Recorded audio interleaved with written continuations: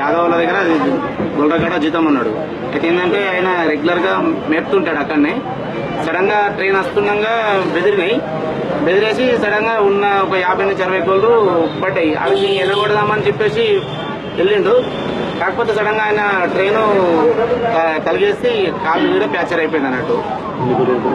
ఒక 50 నుంచి 60 కోళ్ళ దాకా చనిపోయింది.